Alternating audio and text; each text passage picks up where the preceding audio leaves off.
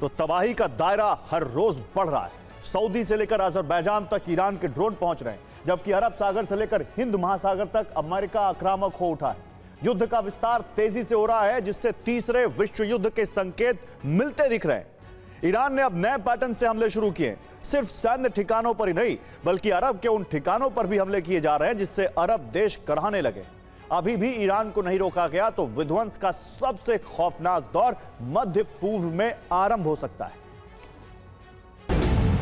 Iran जिन अरब देशों पर हमले कर रहा है उनमें कुवैत कुल जरूरत का 90% पानी डिसैलिनेशन प्लांट से लेता है, जबकि ओमान 86% और सऊदी अरब 70%, बहरीन 90%, यूएई करीब 50%, जबकि इजराइल 70% पानी समंदर से निकाले खारे पानी को मीठे में बदलकर इस्तेमाल करता है। तो ईरान करेगा आखिरी प्रहार, जिससे पानी को तरसेगा मध्य पूर्व। अब ईरान के टारगेट पर वाटर डिसैलिनेशन प्लांट आ चुके हैं, जहां समंदर का खारा पानी मीठे पानी में बदला जाता है। ईरान ऐसे वाटर प्लांट पर मिसाइल हमले की तैयारी कर रहा है। तेल ठिकानों के बाद पानी सप्लाई पर प्रहार कर सकता है। पानी की कमी से कराहने लगेंगे अरब देश, जिसके बाद ट्रंप पर हमला रोकने का दबाव बना सकते हैं। कई अरब देश पूरी तरह से समंदर के पानी पर निर्भर है। आखिर कैसे खारा पानी मीठा बनता है, यह समझिए। पहले चरण में समंदर से पानी लिया जाता है, इनटेक पाइप से पंपिंग होती है, कई हफ्तों का पानी स्टोर किया जाता है। दूसरे चरण में प्री ट्रीटमेंट किया जाता है, जिसमें ग्रिड रिमूवल होता है, यानी हाई प्रेशर का इस्तेमाल करके उसकी गंदगी या अशुद्धियां दूर की जाती हैं। तीसरे चरण में आरओ मेम्ब्रेन तकनीक का इस्तेमाल होता है।